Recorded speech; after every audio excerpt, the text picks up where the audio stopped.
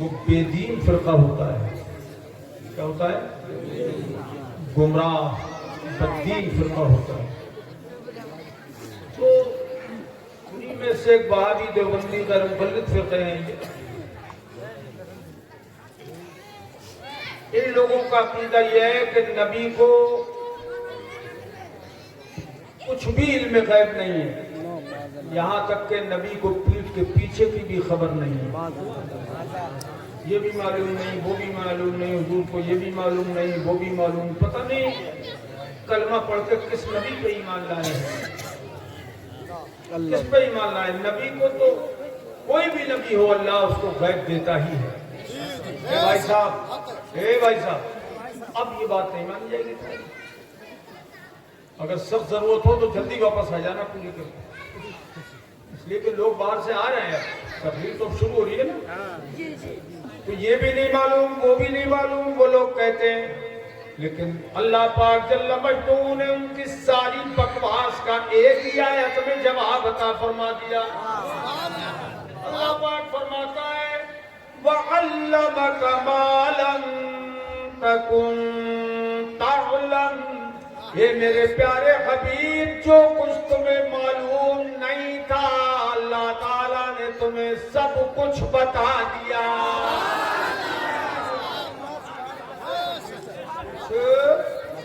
سب کچھ بتا دیا. اب کون سی چیز رہ گئی؟ یہ ماں دودھ کے لیے آتا ہے. دودھ جو تم جانتے نہیں. اے لڑکے میرے بیٹے دل دکھے گا ہمارا. کوئی نہیں جائے گا. پیشاب بہت زور سے جلدی آؤ. تو اب تو کسی کو نہیں لگ رہا ہے. اگر لگتا ہو چھوٹا موٹا تو برداشت کرنا، برداشت کرنا ہی پڑتا ہے. اتنا ہی نکل جائے گا. وہ سب کچھ ہم نے تمہیں بتا دیا. یہ کس نے فرمایا؟ اللہ پاک نے. اب بتائیے مجھے وہابی سچے ہیں کہ خدا سچا ہے؟ سب کچھ بتا دیا تو پھر کیا رہ گیا جو معلوم نہیں تھا؟ اب میں آپ کو حدیث کے شمائل پیش کرتا ہوں. اللہ پاک جل مجدہ کے حبیب پاک نماز ظہر پڑھا رہے ہیں. یہ تو کہتے ہیں نا دیوار کے پیچھے کی خبر نہیں، نبی کو پیٹھ کے پیچھے کی خبر نہیں. سنیے، نماز ظہر پڑھا رہے ہیں سرکار. نماز پڑھانے کے بعد میرے آقا و مولا صلی اللہ تعالیٰ علیہ وآلہ وسلم مبارک وسلم دائما ابدا مصلی پاک پہ کھڑے ہو گئے. توجہ، نماز پڑھاتے ہی مصلی پہ کھڑے ہو گئے. اور کھڑے ہونے کے بعد حضور نے ایک شخص کو پکارا، وہ جو سب سے پچھلی صف میں تھا. کوئی صفیں لگی ہوئی اور سب سے پچھلی صف میں کوئی آدمی ہو، امام یہاں ہو تو یہاں سے کہے گا اے فلاں. دل سے سننا میرے بھائی، اے فلاں. حضور نے کیوں اس کو پکارا؟ حدیث پاک میں آیا ہے کہ اس کو نماز میں اس سے غلطی ہو گئی. جیسے نماز پڑھنا چاہیے تھی ویسے نہیں پڑھی. نماز میں غلطی ہوئی. سب سے پچھلی صف کے نمازی میں وہاں سے غلطی ہوئی. سب سے پچھلی صف کے نمازی نے غلطی کی اور نماز پڑھتے ہی سرکار سلام پھیرتے ہی کھڑے ہو گئے اور فرمایا، حدیث کے الفاظ سنو. حدیث کے الفاظ سننے میں بھی بہت بڑا ثواب ہے. کیا فلان الا ترى کیف تصلی. اے فلاں شخص، کیا تو دیکھتا ہے کہ تو کیسے نماز پڑھتا ہے اور کیسے پڑھنی چاہیے؟ اللہ کیا بات ہے سر. حضور کا سچا غلام ہے. ذرا زور سے بولو سبحان اللہ. حضور کے سوال پر زور سے بولو سبحان اللہ. کیسے تو پڑھتا ہے نماز؟ کیا تو دیکھتا ہے اور کیسے پڑھنی چاہیے. نمازوں کو درست پڑھا کرو, صحیح صحیح پڑھا کرو. پھر سرکار فرماتے ہیں تم یہ سمجھتے ہو کہ میں مصلی پہ کھڑا ہوتا ہوں تو تمہیں نہیں دیکھتا. کیا بات ہے, کیا بات ہے, کیا بات ہے.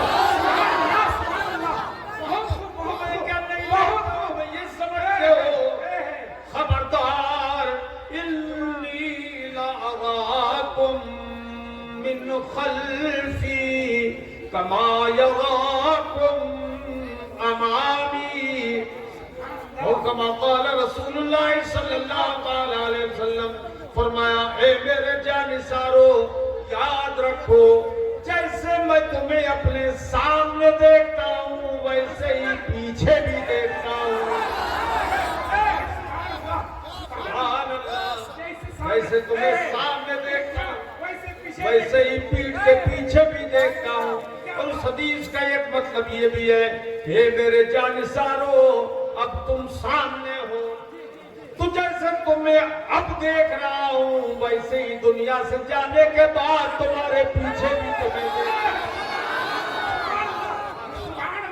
نعرہ تکبیر, نعرہ تکبیر, نعرہ رسالت. اسی لیے اعلیٰ حضرت امام اہل سنت رضی اللہ تعالیٰ عنہ اپنے آقا سے عرض کرتے ہیں آقا سر عرش پر ہے تیری گزر.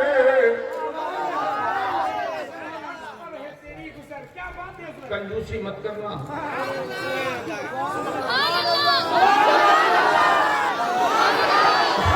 عرش پر ہے تیری گزر, سر عرش پر ہے تیری گزر, اور دل فرش پر ہے تیری نظر. دل فرش پر ہے تیری نظر. ملکوت و ملک میں کوئی شے, ملکوت و ملک میں کوئی شے نہیں وہ جو تجھ پہ آیا نہیں. ملکوت و ملک میں کوئی شے نہیں وہ جو تجھ پہ آیا نہیں.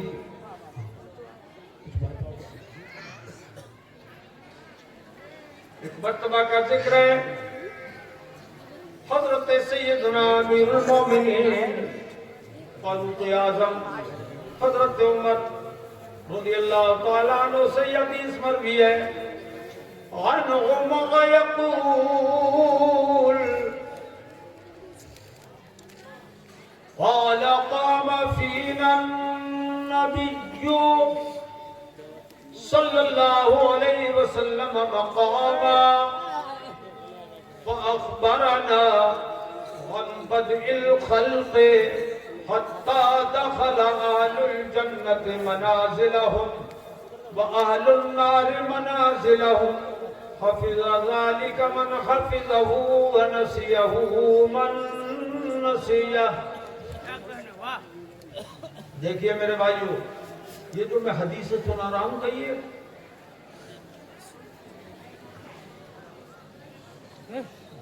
یہ حدیث سننے کے لیے ایک ایک حدیث سننے کے لیے مدینہ منورہ سے مصر تک کا سفر ایک صحابی نے کیا. سبحان اللہ.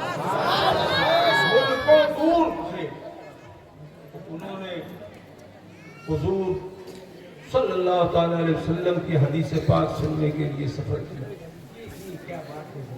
ایک صحابی نے مدینہ منورہ سے دمشق کا سفر کیا.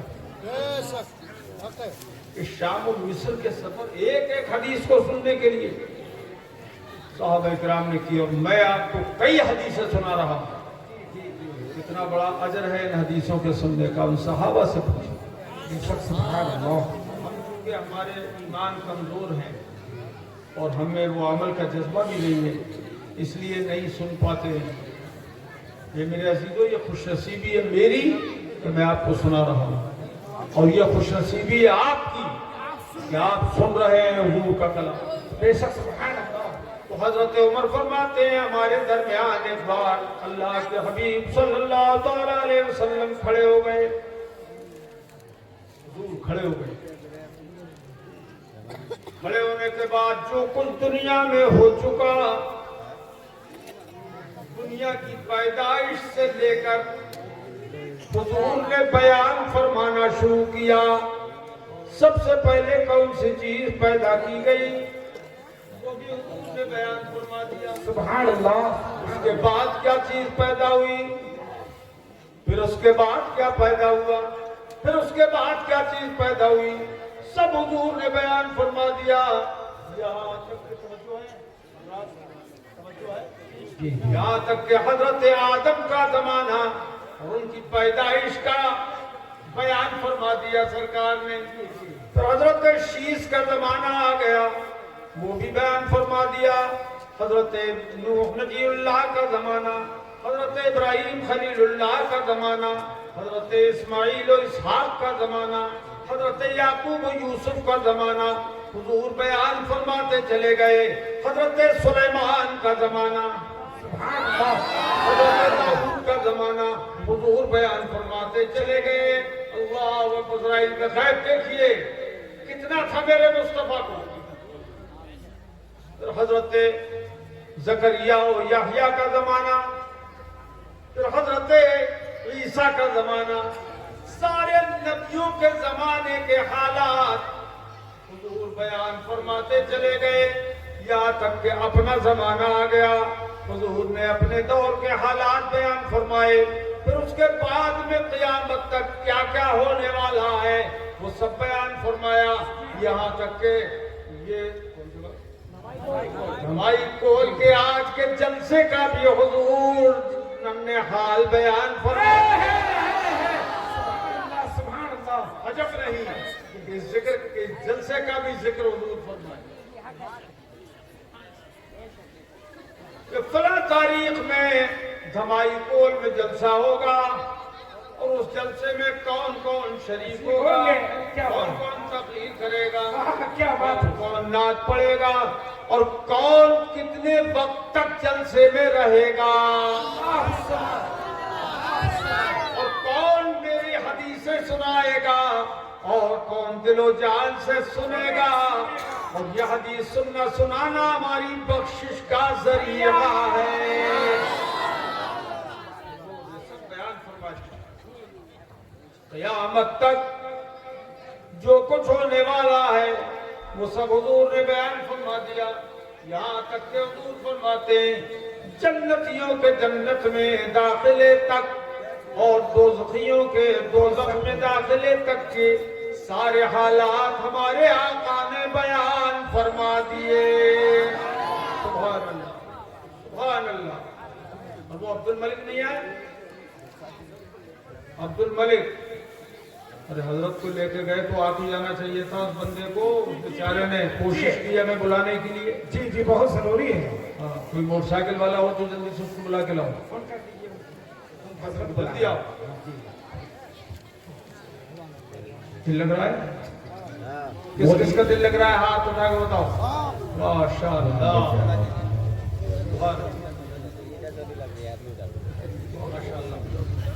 بڑی خوشی مجھے ہو رہی ہے ماشاءاللہ آپ کے اس جذبے کو دیکھ کے. اللہ تعالیٰ اور بڑھائے جذبے. آمین آمین آمین بولو.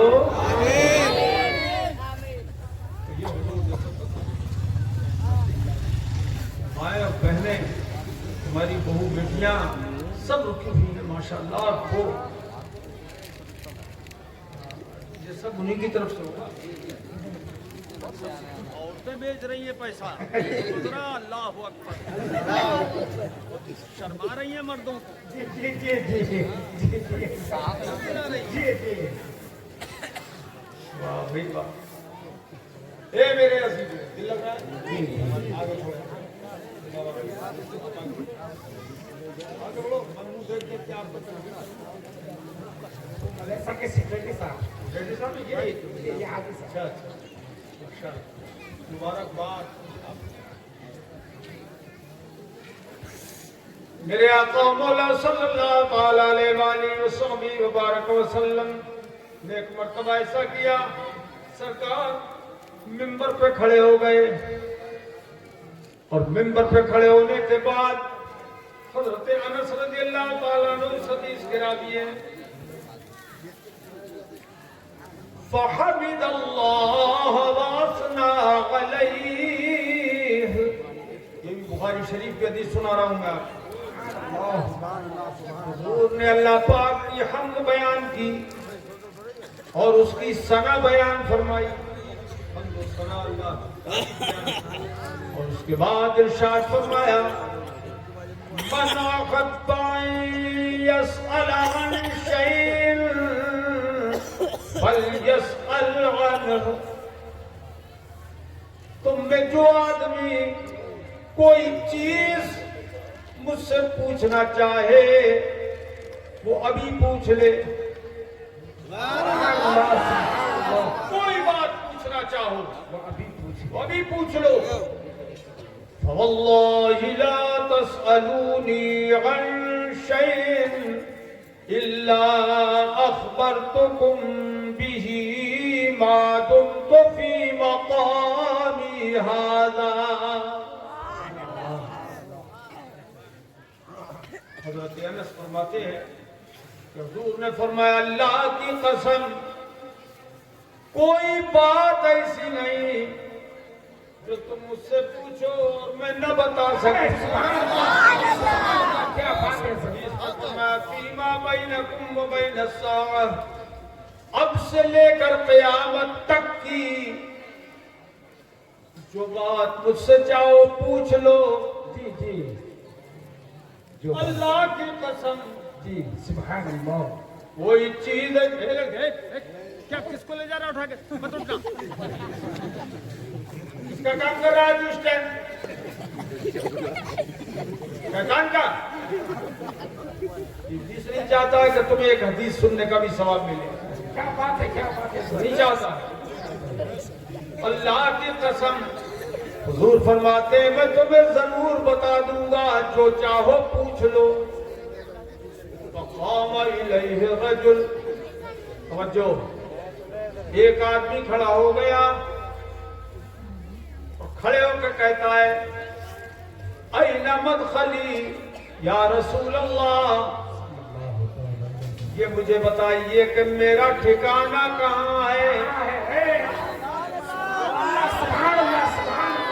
مرنے کے بعد میں جنت میں جاؤں گا یا جہنم میں جاؤں گا،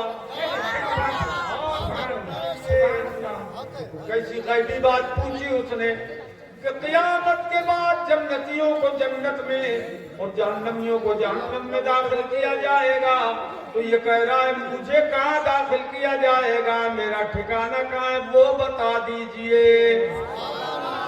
میرے رسول نے اس کے دل کی حالت کو دیکھا کہ وہ منافق تھا، یہ کون تھا؟ منافق۔ فقال النار،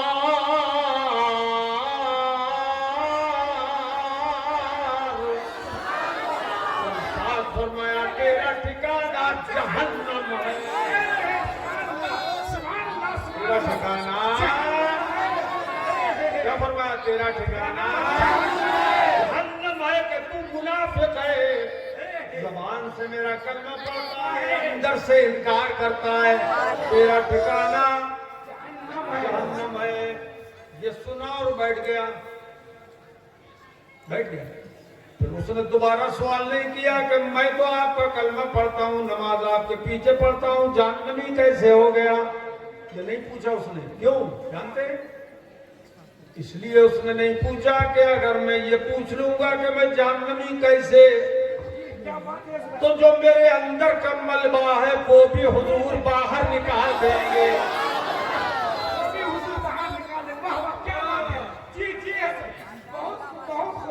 اندر کا کفر ہے وہ بھی حضور بیان کر دیں گے، اس لیے اس نے کہا بس چپ رہو، چپ رہنے ہی میں بھلائی ہے، وہ بیٹھ گیا۔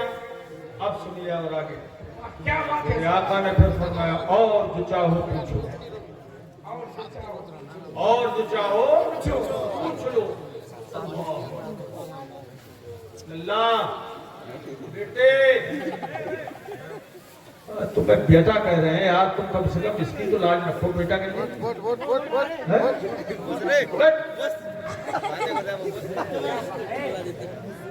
کنارے بیٹھ گیا, یہیں بیٹھ اپنی جگہ آ کے. میرے پیارے بیٹے آ جا.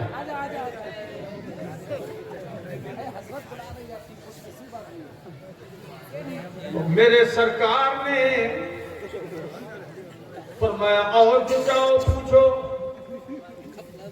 فقام عبد اللہ بن حذافۃ السہمی, حضرت عبداللہ ابن حذافہ السہمی کھڑے ہو گئے. یہ صحابی تھے, سچے مومن تھے. انہوں نے پوچھا من ابی یا رسول اللہ, میں حضور میرا باپ کون ہے یہ بتا دیجئے. یہ کوئی پوچھتا ہے, یہ بات کوئی پوچھتا ہے, مگر انہوں نے کیوں پوچھی؟ اس لیے بخاری شریف میں دوسری جگہ اس کا بیان آیا ہے کان رجل اذا لاقى يدعى الى غیر ابی. یہ ایسے شخص تھے کہ جب کسی سے جھگڑا ہو جاتا تو لوگ ان کے باپ کے سوا دوسرے کو باپ بتا دیتے تھے اور ان سے کہتے تھے کہ تم حلالی نہیں ہو, حرامی کہتے تھے. حضور نے جو آج فرمایا جو چاہو پوچھ لو, میرے سرکار نے جو فرمایا جو چاہو پوچھ لو, تو عبداللہ نے غنیمت سمجھا آج میں فیصلہ کرا لیتا ہوں اپنے سرکار سے. وہ بولو سبحان اللہ, اور بولو سبحان اللہ. اے مصطفیٰ کے غلاموں, اپنے نبی کا علم غیب دیکھو اور ذوق سے بولو سبحان اللہ. کہنے لگے حضور میرا باپ کون ہے؟ کیا بات ہے, کیا بات ہے. میرا باپ چاہتے تھے کہ آج فیصلہ نبی کی زبان سے ہو جائے. تو حضور نے یہ نہیں فرمایا مجھے کیا خبر تیرا باپ کون ہے, یہ تو کمرے کے اندر کی بات ہے, مجھے کیا معلوم. میں کہیں رہتا ہوں, تو کہیں رہتا ہے, تیرا باپ کہیں رہتا ہے, وہ مجھے کیا خبر کہ تیرا باپ کون ہے. حضور نے یہ نہیں فرمایا بلکہ ادھر سوال ادھر فوراً جواب. ارشاد فرمایا فقال ابوک حذافہ.